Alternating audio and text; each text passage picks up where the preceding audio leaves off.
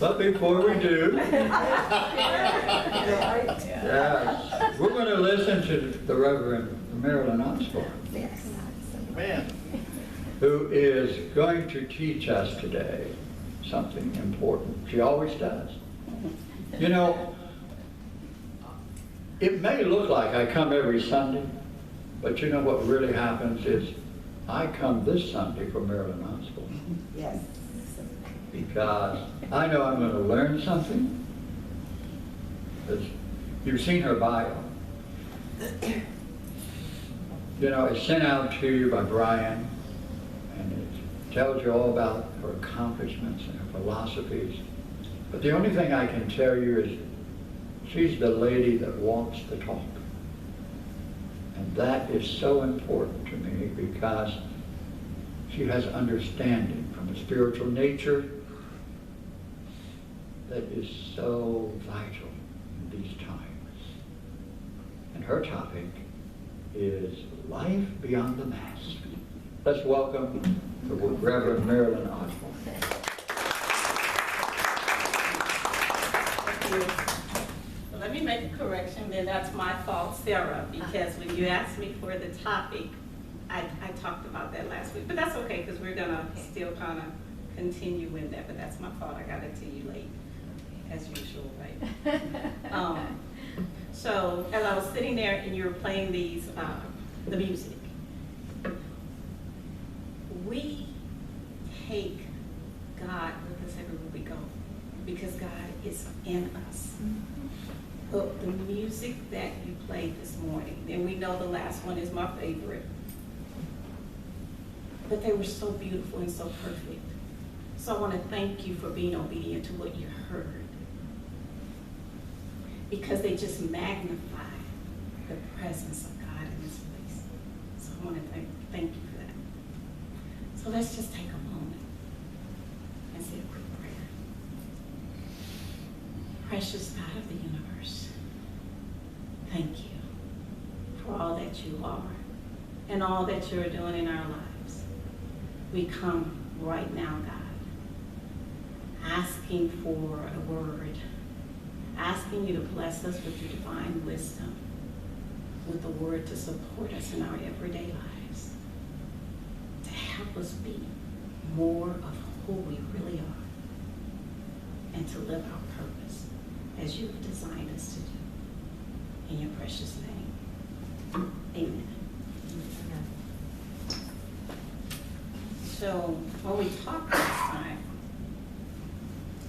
we did talk about life beyond the mask.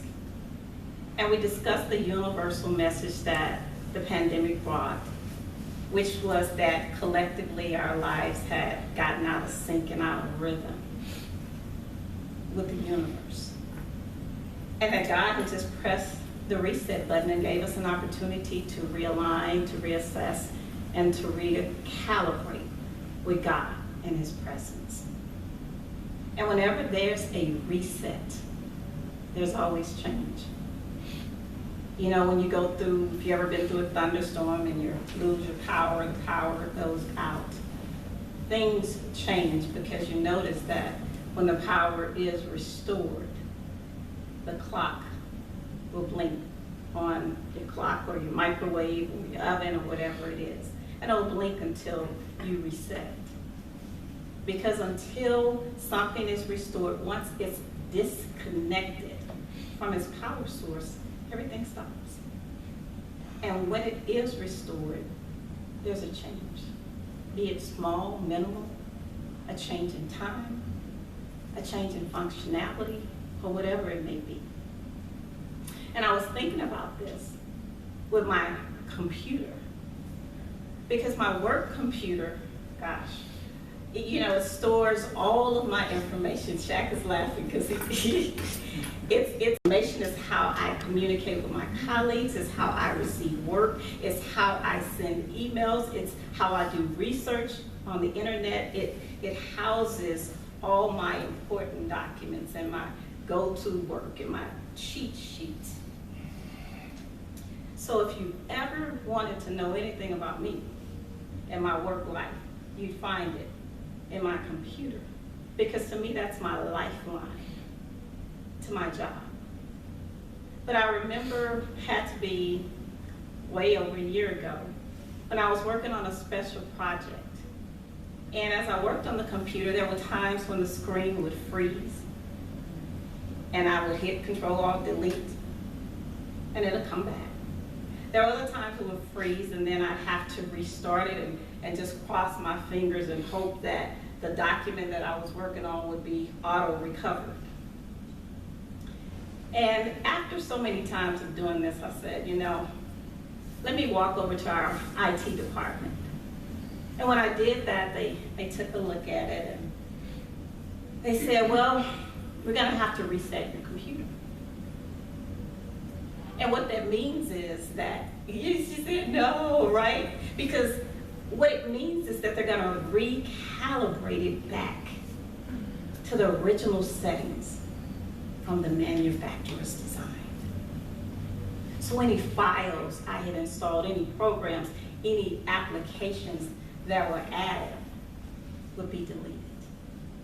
And I thought about it, all my work and things that I had on there for years to save and things that I didn't necessarily save on the network, but save on the hard drive would be lost. But in order to get my computer in working condition, I had to go with that process.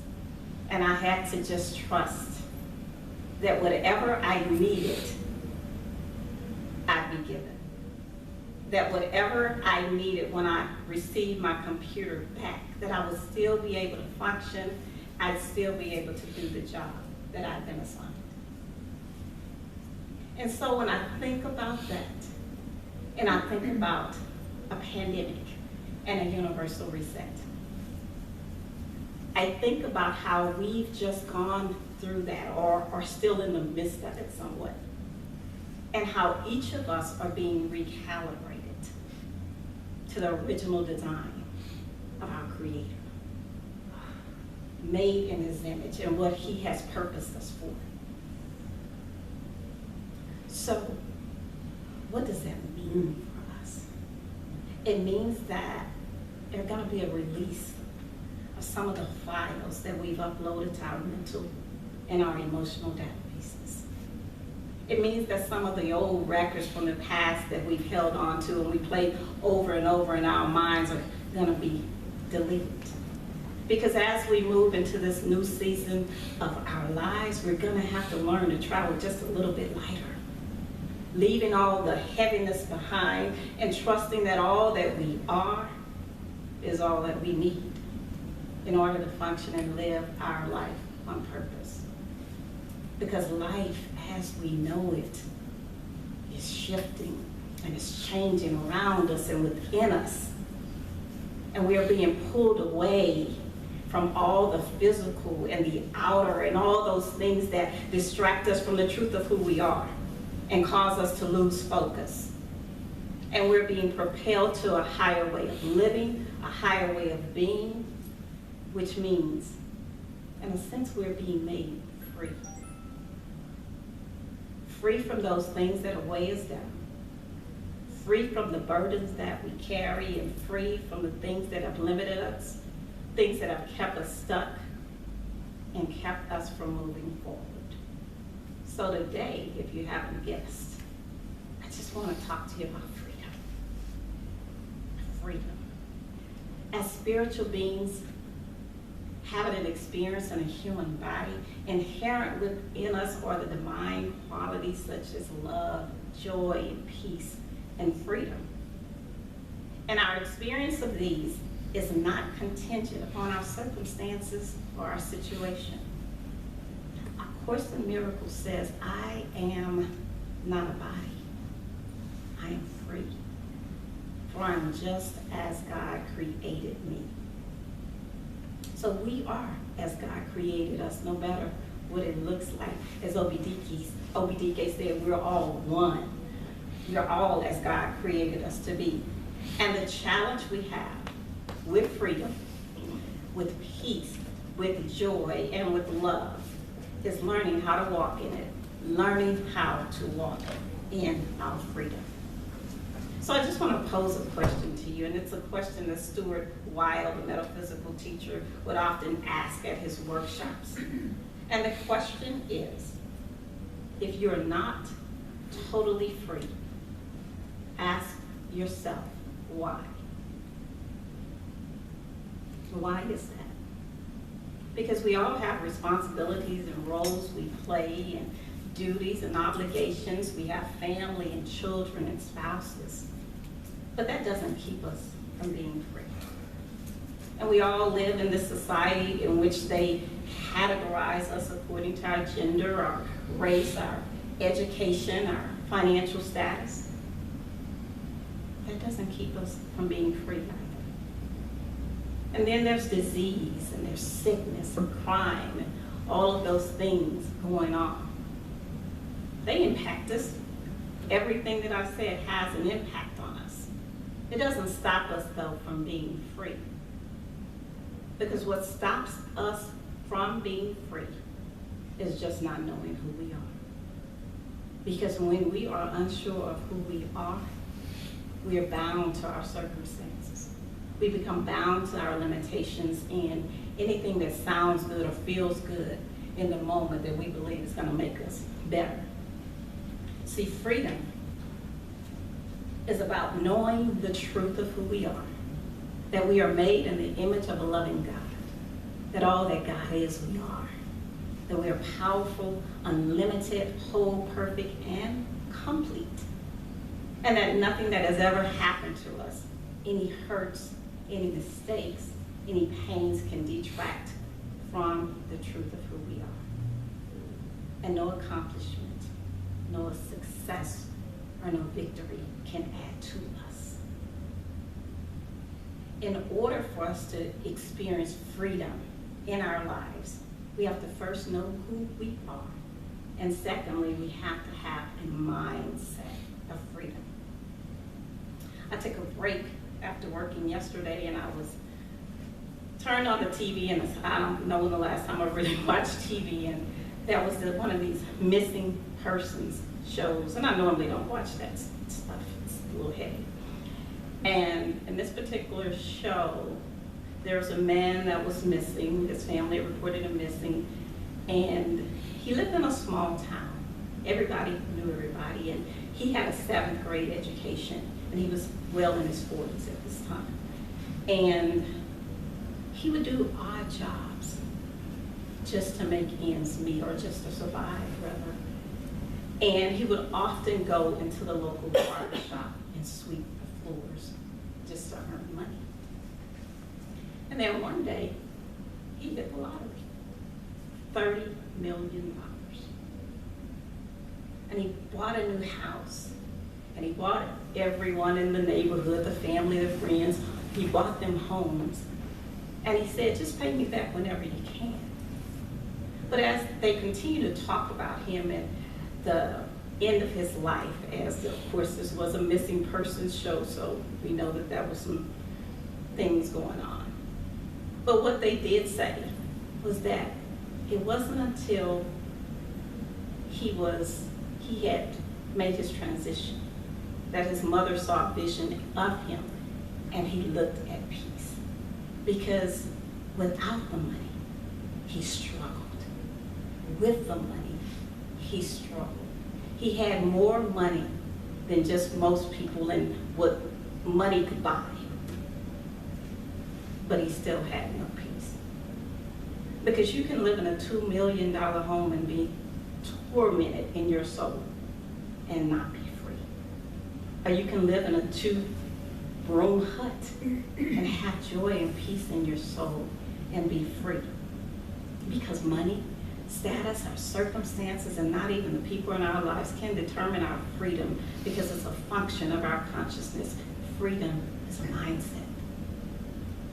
And then talking with the younger generation, I like talking with them because they're so excited about life, and they have all these grand ideas, and they want to drive big, fancy cars and live in big houses, and they want it all tomorrow.